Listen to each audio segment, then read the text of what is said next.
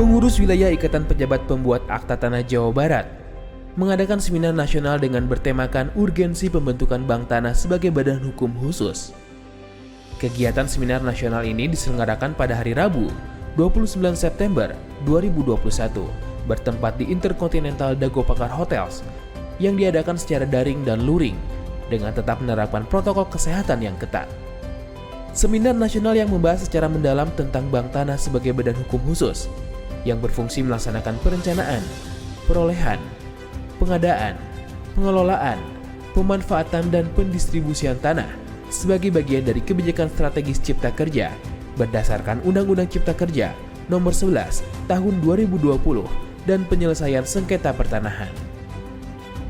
Hadirin yang kami hormati, tibalah saatnya pembukaan secara resmi seminar nasional pada hari ini.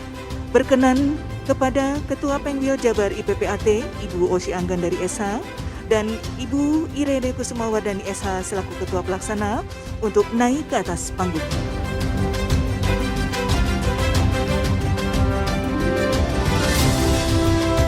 Dengan mengucap Bismillahirrahmanirrahim, Seminar Nasional Urgensi Pembentukan Bank Tanah sebagai Badan Hukum Khusus kami buka.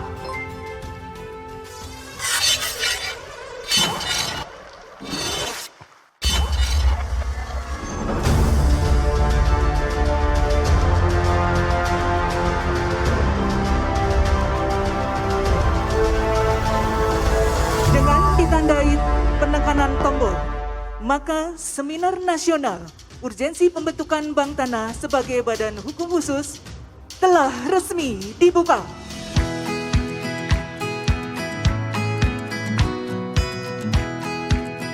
Seminar nasional ini dihadiri oleh beberapa narasumber, diantaranya Menteri Agraria dan Tata Ruang ATR BPN, Dr. Sofyan Jalil, Sekjen Menteri ATR BPN, Himawan Arif Sugoto, Direktur Jenderal Penetapan Hak dan Pendapatan Tanah ATR BPN, Suyus Windayana, Deputi Bidang Koordinasi Infrastruktur dan Transformasi Kementerian Koordinator Kemaritiman dan Investasi Ayodhya Kalake, Kepala Kantor Wilayah ATR BPN Provinsi Jawa Barat, Dalu Agung Darmawan, Notaris dan PPAT Kabupaten Bandung Barat, Dewan Pakar Pengurus Pusat IPPAT Darwin Ginting, Legal Konsultan Ari Zulfikar, serta perwakilan dari Bank BJB. Kami ingin menyampaikan ucapan terima kasih telah difasilitasi dalam acara ini ya bersama seluruh jajaran pengurus IPAT baik yang di Jabar maupun yang di luar, baik yang hadir secara fisik maupun hadir secara fisik. Di sini juga hadir kami bersama Pak Dirjen Suyus, juga Direktur Kelembagaan dan Hak Komunal PPAT Pak Musriyadi dan Kanwil Jabar beserta jajaran.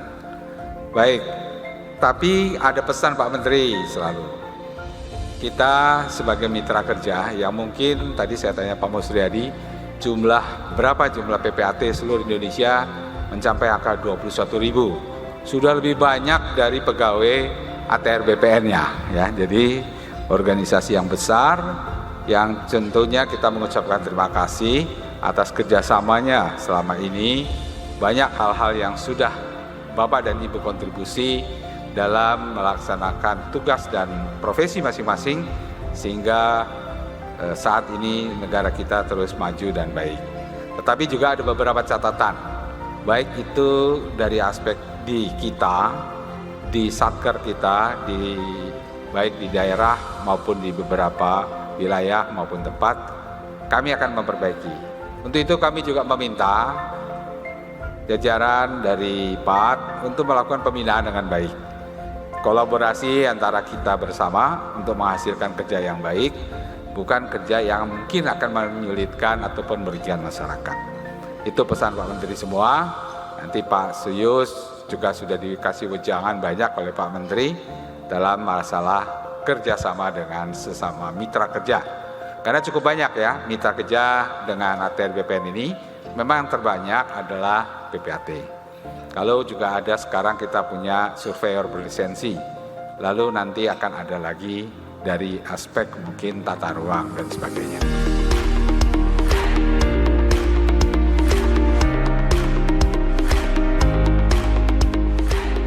Bapak dan Ibu yang saya hormati, tadi sudah disampaikan secara detail oleh Pak Sekjen ya kaitannya bagaimana pembentukan Bank Tanah ini. Kalau kita lihat di latar belakang Bank Tanah yang tadi disampaikan oleh Pak Sekjen, itu salah satunya itu karena urban exploring ya, salah satunya. Jadi bagaimana pertumbuhan kota yang semakin melebar dan semakin melebar. Jadi kalau kita lihat contohnya di paparan itu bagaimana Jakarta tahun 75 sampai dengan tahun 2016. Nah, kalau kita bandingkan antara Jakarta dengan Singapura, itu luasnya tidak jauh berbeda antara Jakarta dan Singapura tuh. Mungkin Bandung Raya juga sama ya. Tapi rasanya kualitas hidup di Singapura itu jauh lebih baik daripada kualitas hidup di Jakarta atau di Bandung ya. Di mana taman lebih luas, kemudian transportasi lebih bagus. Itu kenapa? Karena pemerintah Singapura itu bisa mengontrol bagaimana perkembangan kota yang harus dilakukan. Jadi pemerintah begitu kuat, pemerintah begitu punya kewenangan untuk mengatur pembangunan, perencanaan sosial, perencanaan ekonomi yang ada di Singapura. Nah, ini juga yang coba kita lihat di halaman selanjutnya.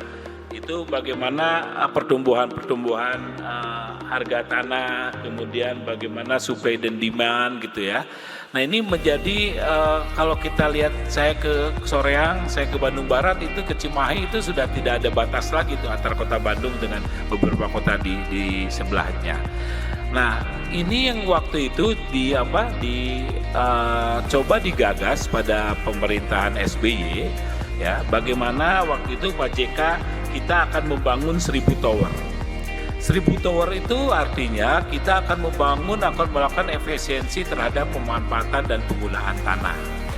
Nah ini dibandingkan dengan MBR, program Sejuta Rakyat yang sekarang ini sudah diterbitkan sekitar 6,2 juta unit. Ya. Kalau satu unit aja 100 meter berarti ada sekitar 62.000 hektar tanah yang sudah berubah fungsi, apakah itu dulunya dari pertanian atau memang di kawasan perumahan ya. Nah ini yang coba kita efisienkan, bagaimana seperti di Singapura lahan 1 hektar 2 hektar bisa dihuni oleh lebih banyak orang.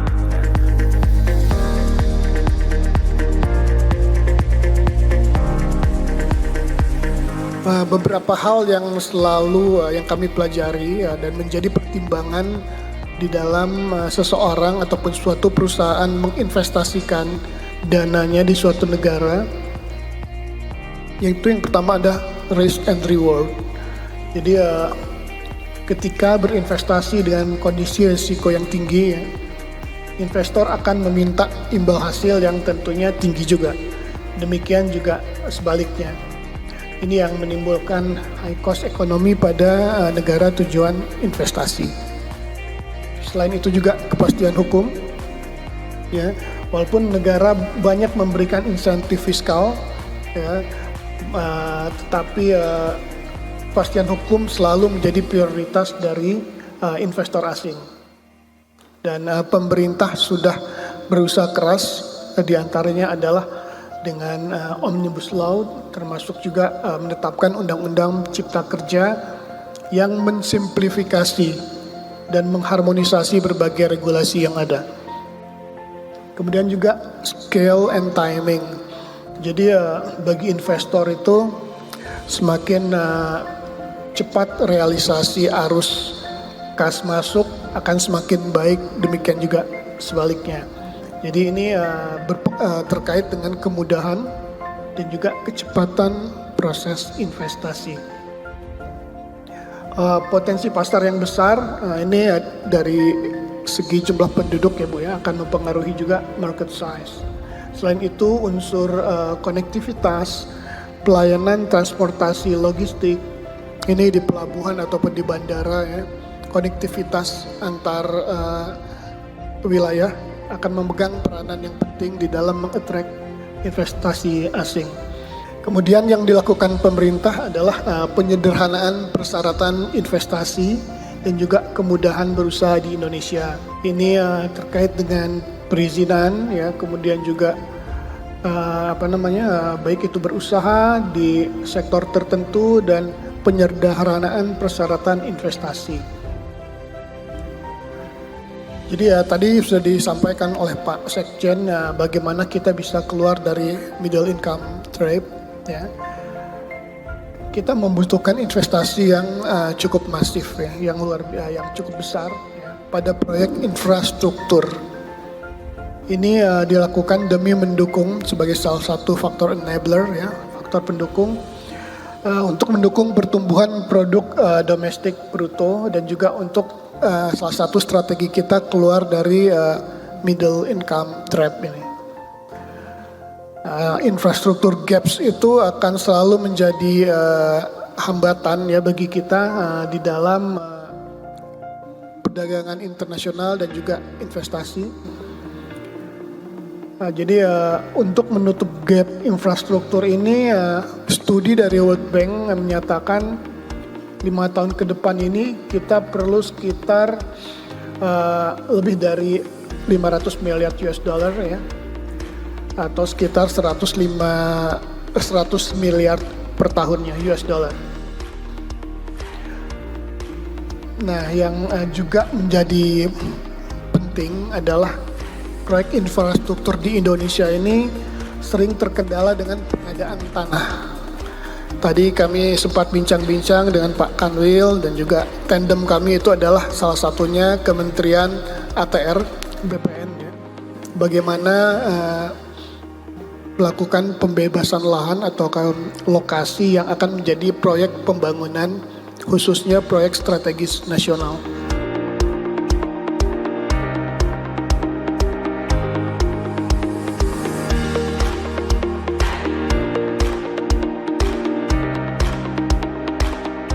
Dan Pak sekalian, kalau kita lihat Renstra di Kementerian ATR BPN, kita mempunyai visi yang cukup tegas, gitu ya. Terwujudnya penataan ruang, ya, pengelolaan pertanahan yang terpercaya dan berkeadilan, ya, berstandar dunia dalam melayani masyarakat untuk mendukung tercapainya Indonesia maju yang berdaulat, mandiri dan kepribadian berdasarkan gotong royong. Ini dan Pak sekalian diturunkan ke dalam misi. Yang pertama berkaitan dengan pengelolaan penataan ruang dan pertanahan yang produktif, dan misi kedua penyelenggaraan pelayanan pertanahan dan penataan ruang yang berstandar dunia. Nah, ini dan Pak sekalian, kalau kita lihat, kita runut dan dari Undang-Undang OJK, ya, ini mendorong kita agar pengelolaan tata ruang dan pertanahan agar bersinergi sehingga menciptakan pengelolaan pertanahan yang berkeadilan. Nah, saya tidak akan bahas lebih detail, nanti silakan Ibu dan Pak sekalian baca terkait dengan berbagai sasaran-sasaran strategis yang harus kami capai, ya. Yang di dalam konteks ini, ya, kami akan sampaikan berbagai hal terkait dengan program-program strategis yang ada di kementerian kami. Ibu dan Pak sekalian, secara garis besar land management paradigm yang kami gunakan sebagai acuan untuk membangun rencana strategis di kementerian kami. Ya, di situ ada land information yang menjadi basis data kami, yang saat ini Ibu dan Pak sekalian kami sedang giat-giatnya, sedang mempunyai program yang cukup besar, terutama di Jawa Barat. Kami mempunyai program land information ini terkait dengan bagaimana memetakan seluruh bidang tanah yang ada di Jawa Barat.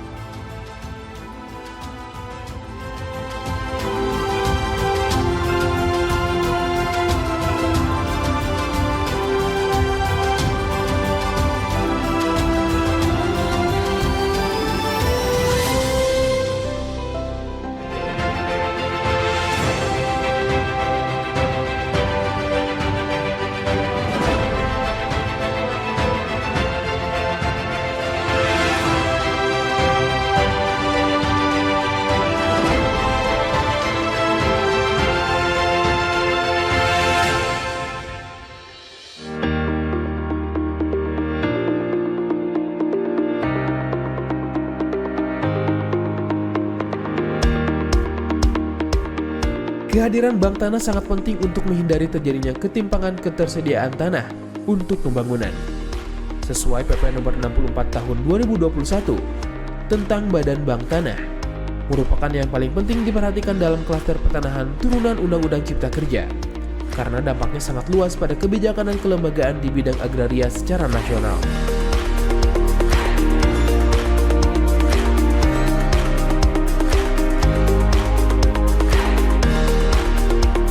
Bapak Ibu Ketua Pengurus Wilayah Jawa Barat IPPAT, Ibu Osyo Anggandari, menyerahkan piagam dan penghargaan kepada Kepala Kantor Wilayah Jawa Barat ATR BPN RI, Dr. Andes Dalu Agung Darmawan MSc.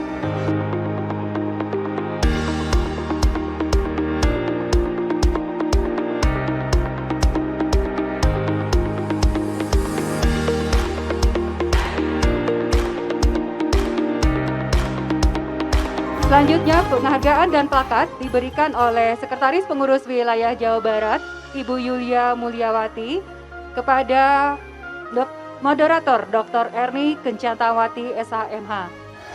Yang dilanjutkan oleh Ibu Bendahara Pengurus Wilayah Jawa Barat IPPAT, Ibu Dedet Tresnawati Sarjana Hukum, kepada Bapak Dr. Wira Francisca Sarjana Hukum Magister Hukum. Salah satu tujuan diadakannya seminar nasional ini adalah untuk memahami tujuan dan dasar hukum pembentukan bank tanah dan lembaga bank tanah yang terbentuk dalam badan hukum khusus sebagai pelaksanaannya.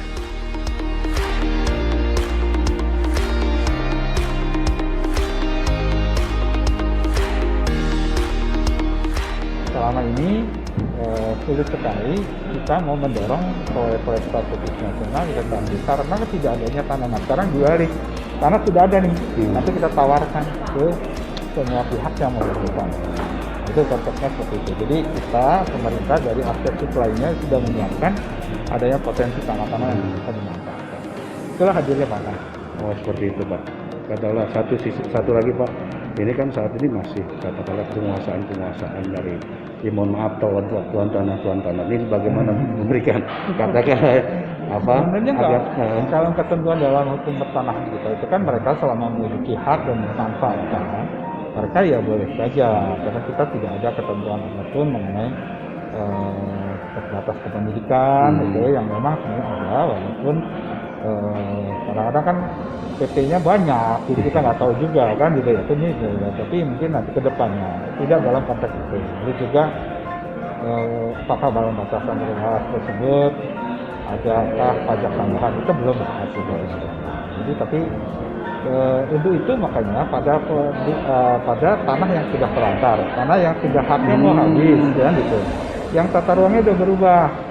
Nah itu katakanlah pemilik HGU tiba-tiba dirubah jadi HGB, itu harganya kan naik 100 kali lipat, masa dinikmati hanya mereka. Negara harus bisa mengatur kan gitu, mana yang boleh pemerintah hak lama melanjutkan, mana yang negara harus ambil untuk kepentingan yang lain kan gitu. Nah selama ini ya kita bagi langsung sih ke Pemda kemana, tetapi kan belum difasilitasi nih kepentingan yang lain. Nah itulah sebenarnya dengan harga bank tanah ini itu bisa ditampung dulu di bank tanah, nanti bisa karena bank tanah punya peran bisa mendistribusi.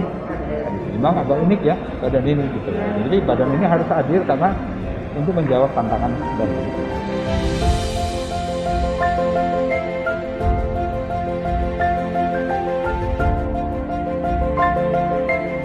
Sebagaimana kita ketahui bahwa bank tanah ini adalah badan hukum khusus ya. Badan hukum khusus nanti kaitannya dengan pengadaan tanah untuk kepentingan umum. Memang kaitannya juga investasi, cuma memang pengaturan untuk pengadaan tanah untuk investasi sampai sekarang ini belum ada pengaturannya. Terus masalah bank tanah ini badan hukum khusus, kemarin kita ketahui bahwa bank tanah ini ada strukturnya itu terdiri dari komite bank tanah, dewan pengawas dengan dewan pelaksana. Nah, terkait yang menarik tadi disampaikan Pak Sekjen dari Kementerian ATR dan BPN, itu kaitan bahwa bank tanah ini adalah badan hukum khusus yang disebut dengan istilah sui generis, yang mana modal dasarnya itu adalah kekayaan negara. Peradilan pertanahan yang memang jadi hukum yang dicita-citakan yang bisa menyelesaikan sekian banyak sengketa pertanahan yang ternyata timbul hampir di seluruh pulau di Indonesia, di provinsi.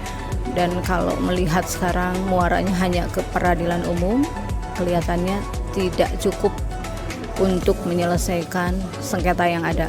Jadi kalau misalnya nanti ada kelanjutan bahwa dengan adanya Seminar Nasional Bank Tanah ini akan segera dibentuk peradilan pertanahan yang khusus menyelesaikan sengketa pertanahan.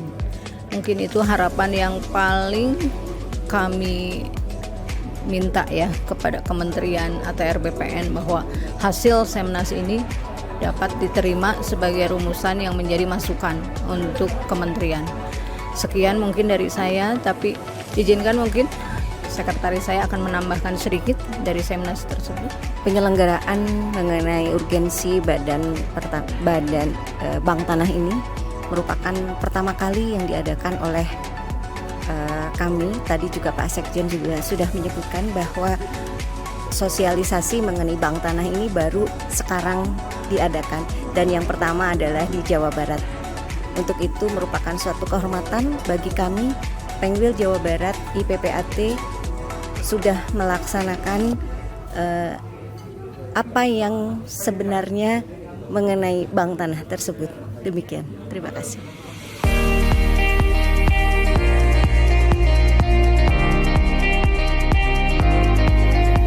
Ya, jadi kita harapkan dengan terbentuknya Bank Tanah itu mengisi kekosongan-kekosongan bagaimana pemerintah memberikan kemudahan untuk melakukan berinvestasi ya.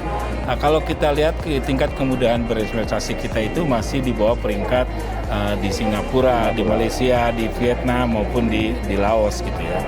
Nah, dengan adanya kemudahan ini nanti pemerintah akan menetapkan tanah-tanah yang tidak dimanfaatkan oleh masyarakat, oleh badan hukum, tanah-tanah yang memang dari pelepasan kawasan hutan, kemudian tanah yang kita bisa beli sendiri, itu bisa kita siapkan menjadi satu daerah-daerah yang untuk investasi yang tujuannya untuk kepentingan umum, pemerataan ekonomi, itu yang akan kita lakukan. Juga tanah-tanah yang disiapkan oleh Bank Tanah ini juga untuk keperluan reforma agraria juga. Jadi untuk konsolidasi tanah, reforma agraria itu juga kita siapkan. Kenapa negara-negara ya ASEAN ya itu bisa memberikan sebuah kemudahan itu?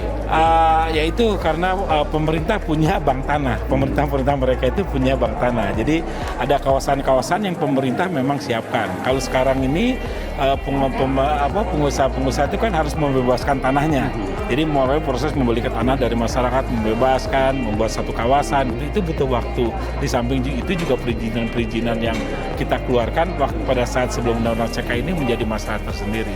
Jadi kalau dengan ada kawasan yang sudah dikuasai oleh pemerintah, perizinannya pemerintah akan siapkan, ya dipermudah, kemudian juga tanahnya akan kita siapkan. Jadi ini misalnya untuk kawasan industri gitu ya, ini pemerintah siapkan satu kawasan, nanti orang yang investasi tinggal datang ke lokasi itu, tidak perlu membebaskan tanah dulu. Jadi memang perlu ada sebuah komitmen bersama, ya, harus komitmen bersama, bagaimana juga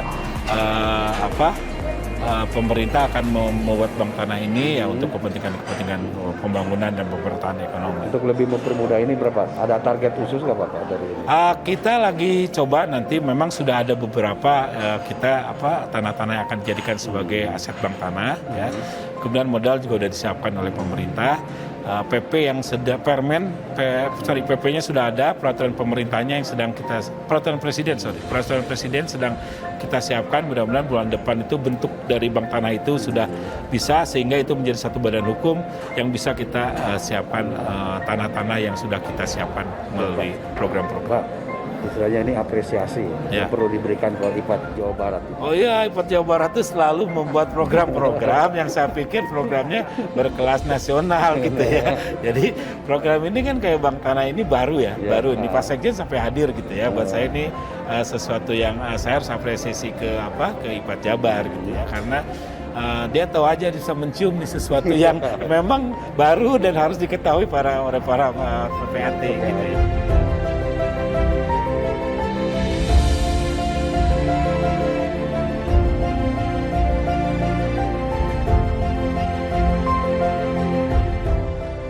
Ya, Bank Tanah ini kan dibentuk setelah Undang-Undang Cipta Kerja. Tugas terpenting dari Bank Tanah ini adalah penyediaan tanahnya, ya. Nah itu dapat dialokasikan untuk redistribusi tanah, untuk konsolidasi tanah, untuk masyarakat yang kurang mampu dan seterusnya. Ya nanti di dalam implementasi pasti berkoordinasi dengan Kementerian ATR BPN menjadi penting dalam hal penyediaan tanah itu, ya misalnya untuk tanah telantar, ya, kemudian tanah-tanah yang habis haknya, ya perpanjangan dan pembaruan hak.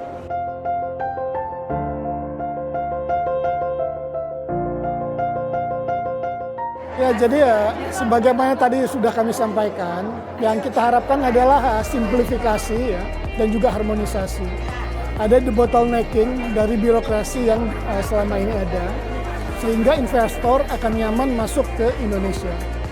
Termasuk kepastian mengenai status hukum tanah juga. Ini salah satu aspek prioritas.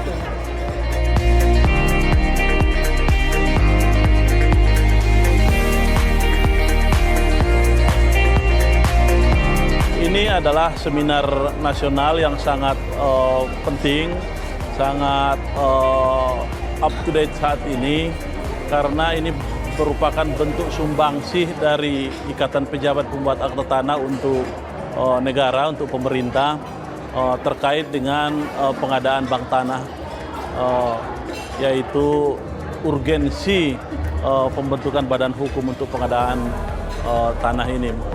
Karena seperti yang sudah diatur di dalam Undang-Undang Cipta Kerja, salah satu isu penting dalam pembangunan adalah bank tanah, yaitu untuk kepentingan pembangunan yang selama ini menjadi permasalahan serius dalam pengadaan tanah di Indonesia.